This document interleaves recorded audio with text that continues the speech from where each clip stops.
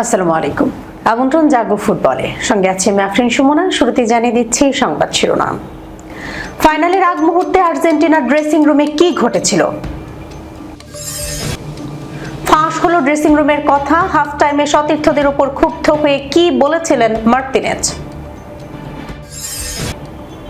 ফাইনালে হেরেও দেশে ফিরে বীরের সংবর্ধনা পেল আর্জেন্টিনা দল, রাস্তায় লাখো মানুষ। বিশ্বকাপের ফাইনালে লাল কার্ড দেখা ফার্নান্দেজের আবেগঘন বার্তা। বিশ্বকাপ ফাইনাল হেরে সমালোচকদের কড়া জবাব দিলেন ডিপল। দর্শক শিরোনাম শুনছিলেন, এবার জানিয়ে দিচ্ছি বিস্তারিত। ফাইনালের আগ মুহূর্তে আর্জেন্টিনার ড্রেসিং রুমে কি ঘটেছিল? 2026 বিশ্বকাপ ফাইনালে স্পেনের কাছে 1-0 গোলে হারের পর আর্জেন্টিনা দলকে ঘিরে নানা আলোচনা চলছে। এরই মধ্যে সামাজিক যোগাযোগ মাধ্যমে ছড়িয়ে পড়েছে ম্যাচ শুরুর আগে ড্রেসিং রুমে সতীর্থদের উদ্দেশ্যে লিওনেল মেসির দেয়া একটি সংক্ষিপ্ত বক্তব্যের ভিডিও। আর্জেন্টাইন সংবাদ মাধ্যম টিওয়াইসি স্পোর্টস প্রকাশিত ভিডিওতে দেখা যায়, মাঠে নামার ঠিক আগে সতীর্থদের উদ্দেশ্যে শান্ত কণ্ঠে কথা বলছেন আর্জেন্টিনা অধিনায়ক। ভিডিওতে মেসিকে বলতে শোনা যায়, সবাই শান্ত হও, আসল বিষয় হলো আমাদের শান্ত থাকতে হবে।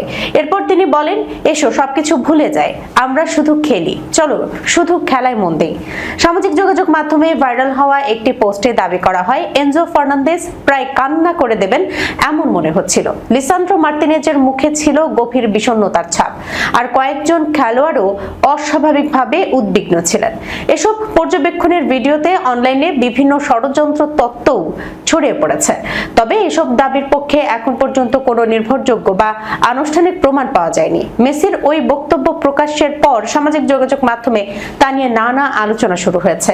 অনেকের মতে ম্যাচের আগে দলের উপর থাকা বাইরের চাপ ও নানা আলোচনার মধ্যেই সতীর্থদের মনোযোগ ধরে রাখার চেষ্টা করেছিলেন তিনি।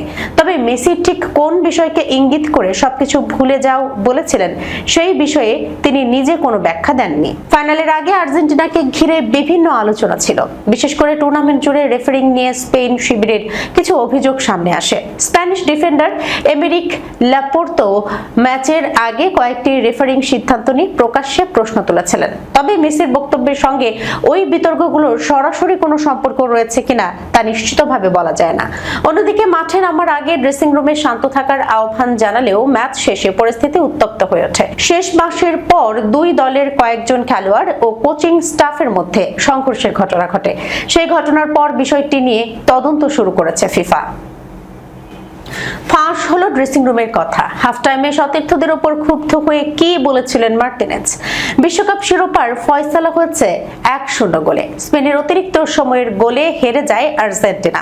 তবে পুরো ম্যাচে একের পর এক দুর্দান্ত সেভ করে দলকে লড়াইয়ে টিকিয়ে রেখেছিলেন গোলরক্ষক এমিলিয়ানো মার্তিনেজ। ম্যাচ শেষে ড্রেসিং রুমের একটি ভিডিও ফাঁস হওয়ার পর জানা গেছে, বিরতির সময় সতীর্থদের পারফরম্যান্সে বেশ ক্ষুব্ধ ছিলেন তিনি। পুরো ম্যাচে স্পেন 20টি শট নেয়, যার মধ্যে 11টি সেভ করেন অ্যাস্টন ভিলার এই গোলরক্ষক। কিন্তু অতিরিক্ত সময়ে 106তম মিনিটে ফেরান তোরেসের গোল আর ঠেকাতে পারেননি। সেই গোলেই বিশ্বকাপ জিতে নেয় স্পেন। ফাইনালে শুরু থেকেই রক্ষণাত্মক কৌশলে খেলছিল আর্জেন্টিনা। দলটি খুব কমই স্পেনের বক্সে আক্রমণ গড়তে পেরেছিল।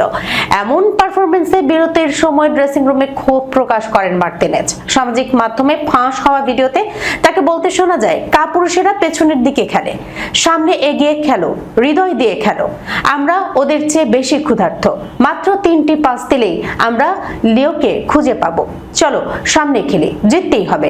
সেমিফাইনালে ইংল্যান্ডের বিপক্ষে ডান প্রান্তে মেসিকে বল পৌঁছে দিয়ে আক্রমণ সাজানোর কৌশল সফল হয়েছিল আর্জেন্টিনার। সেই ম্যাচে পিছিয়ে থেকেও 2-1 ব্যবধানে জিতে ফাইনালে উঠেছিল লিওনেল স্ক্যালোনির দল, কিন্তু একই পরিকল্পনা ফাইনালে কাজে আসেনি। বিরতির সময় অধিনায়ক লিওনেল মেসিও সতীর্থদের সাহস জোগানোর চেষ্টা করেন। তিনি বলেন, চলো ব্যক্তিত্ব দেখাও, আমরা সব সময় তা দেখিয়েছি, এখন কেন পারবো না, নিজের খেলাটা খেলো। ম্যাচ শুরুর আগেও টানেলে সতীর্থদের শান্ত থাকতে এবং নিজেদের স্বাভাবিক খেলায় মনোযোগ দেওয়ার পরামর্শ দিয়েছিলেন মেসি। বিরতির পর আর্জেন্টিনা কিছুটা ভালো খেললেও তা স্পেনকে হারানোর জন্য যথেষ্ট ছিল না। ইতিহাসে প্রথমবারের মতো বিশ্বকাপ ফাইনালের প্রথম 90 মিনিটের লক্ষ্যে একটি শটও নিতে পারেনি আর্জেন্টিনা। অতিরিক্ত সময়ে 1-0 গোলে পিছিয়ে পড়ার পরই প্রথম অন টার্গেট শট নেন মেসি। ফাইনালের পর সামাজিক মাধ্যমে নিজের হতাশার কথা জানিয়ে মেসি লিখেছেন, এই কষ্ট অনেক গভীর, এই ক্ষত সারতে সময় লাগবে। অন্যদিকে পুরো বিশ্বকাপে অসাধারণ গোলকিপিং এর কারণে মার্তিনেজের প্রশংসা বাড়ছে। বিভিন্ন প্রতিবেদনে বলা হচ্ছে ইতালিয়ান ক্লাব জুভেন্টাস তাকে দলে ফেরানোর ব্যাপারে আগ্রহী। ফাইনালে হেরেও দেশে ফিরে বীরের সংবর্ধনা পেল আর্জেন্টিনা দল। রাস্তায় লাখো মানুষ। 2026 বিশ্বকাপের শিরোপা হাতছাড়া হলেও দেশে ফিরে বীরের সংবর্ধনা পেয়েছে আর্জেন্টিনা ফুটবল দল। ফাইনালে স্পেনের কাছে হেরে রানার্স আপ হওয়া লিওনেল স্কালোনির দলকে বরণ করে নিতে মঙ্গলবার স্থানীয় সময় সন্ধ্যা 6:30টার দিকে বুয়েনস আইরেসের এজেইজা আন্তর্জাতিক বিমানবন্দরে জড়ো হন হাজারো সমর্থক।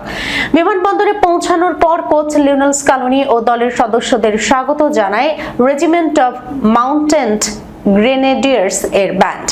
তারা আর্জেন্টিনা সমর্থকদের জনপ্রিয় গান মুচাচোস পরিবেশন করে।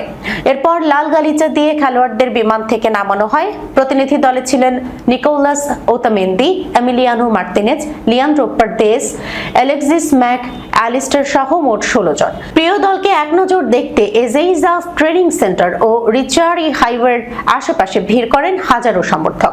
কনকনে শীত ও বৃষ্টি উপেক্ষা করেও তাদের উপস্থিতি ছিল চোখে পড়ার মতো। সমর্থকদের শুভেচ্ছার জবাবে খেলোয়াড়রা ছাদ খোলা বাসে করে উপস্থিত ভক্তদের অভিবাদন জানান।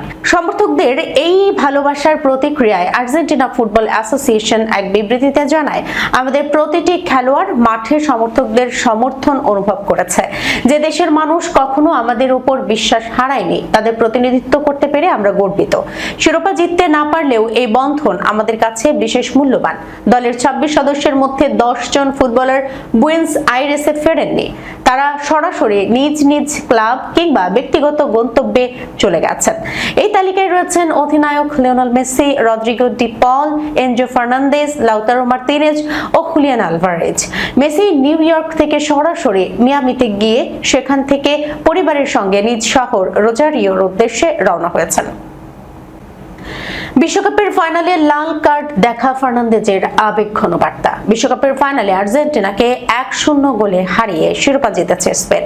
এতে টানা দ্বিতীয়বার শিরোপা ছোঁয়া হয়নি আলবিসেলেস্তেদের। ফাইনাল ম্যাচে লাল কার্ড দেখে মাঠ ছাড়তে হয়েছিল আর্জেন্টিনার মিডফিল্ডার এনজো ফার্নান্দেজকে।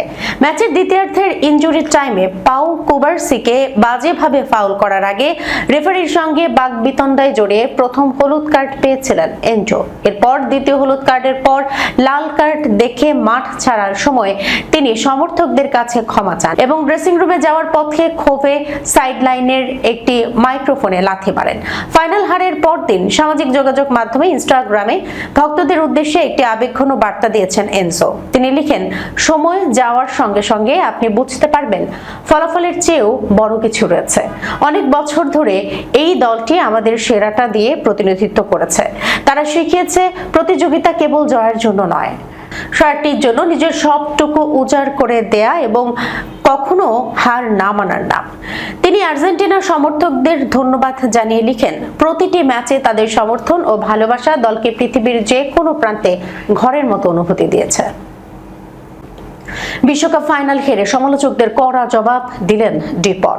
সদ্য সমাপ্ত ফিফা বিশ্বকাপ ফাইনালে স্পেনের কাছে অতিরিক্ত সময়ে 1-0 গোলে হারের একদিন পর আবেগঘন প্রতিক্রিয়া জানিয়েছেন আর্জেন্টিনার মিডফিল্ডার রদ্রিগো ডি পল।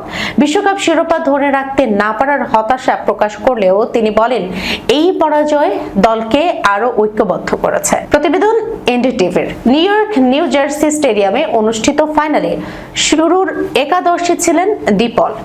তিনি 70 মিনিট মাঠে থাকার পর বদলি হিসেবে জায়গা ছেড়ে দেন হুলিয়ানো সিমেওনের কাছে। ইনস্টাগ্রামে দেয়া এক দীর্ঘ পোস্টে ডি পল লিখেছেন, সবচেয়ে বড় কষ্ট হচ্ছে আমরা বিশ্বকাপটি আবার আমাদের দেশের মানুষের কাছে ফিরিয়ে দিতে পারিনি, কারণ এই আনন্দ আরেকবার অনুভব করার সবচেয়ে বেশি যোগ্য ছিল আমাদের সমর্থকেরাই। তবে সময়ের সঙ্গে বুঝতে পারছি এই দলের সঙ্গে আপনাদের সম্পর্ক শুধু একটি ট্রফির মধ্যে সীমাবদ্ধ নয়। এই কঠিন সময়ে সেটি আমাকে শক্তি যোগাচ্ছে। এ সময় সমালোচকদেরও এক হাত নেন আর্জেন্টাইন মিডফিল্ডার। তিনি দাবি করেন, পুরো টুর্নামেন্ট জুড়েই অনেকেই আর্জেন্টিনার পরাজয়ের অপেক্ষায় ছিলেন এবং নানা ভিত্তিহীন ষড়যন্ত্র তত্ত্ব ছড়িয়ে দলের সাফল্যকে প্রশ্নবিদ্ধ করার চেষ্টা করেছেন। কথার বোমা ফাটিয়ে ডিপল বলেন, আজ দেখছি কত মানুষ এই পরাজয়ের অপেক্ষায় ছিল। পুরো বিশ্বকাপ জুড়ে তারা ভিত্তিহীন ষড়যন্ত্রের গল্প ছড়িয়েছে, কারণ তারা আর্জেন্টাইনদের মতো সেই আনন্দ অনুভব করতে পারেনি। আমাদের হাসি তাদের বিরক্ত করে, আমাদের পরিচয় তাদের অস্বস্তিতে ফেলে, কিন্তু এসবই প্রমাণ করেছে জার্সির প্রতি আমাদের ভালোবাসা ও আবেগ সব বাধা অতিক্রম করতে পারে।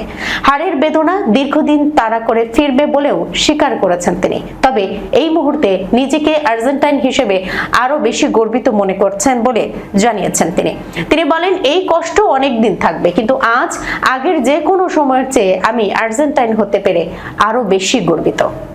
দর্শক, এই ছিল এখনকার মতো জাগো ফুটবলে। যাবার আগে শিরোনামগুলো জানিয়ে দিচ্ছি আরো একবার। ফাইনালের আগ মুহূর্তে আর্জেন্টিনার ড্রেসিং রুমে কি ঘটেছিল? ফাঁস হলো ড্রেসিং রুমের কথা। হাফ টাইমে সতীর্থদের উপর ক্ষুব্ধ হয়ে কি বলেছিলেন মার্তিনেজ? ফাইনালে হেরেও দেশে ফিরে বীরের সংবর্ধনা পেল আর্জেন্টিনা দল, রাস্তায় লাখো মানুষ। বিশ্বকাপের ফাইনালে লাল কার্ড দেখা ফার্নান্দেজের আবেগঘন বার্তা। বিশ্বকাপ ফাইনাল হেরে সমালোচকদের কড়া জবাব দিলেন ডিপল। এখনকার মতো এই পর্যন্তই। এতক্ষণ পর্যন্ত যারা সঙ্গে ছিলেন সবাইকে ধন্যবাদ। আল্লাহ হাফেজ।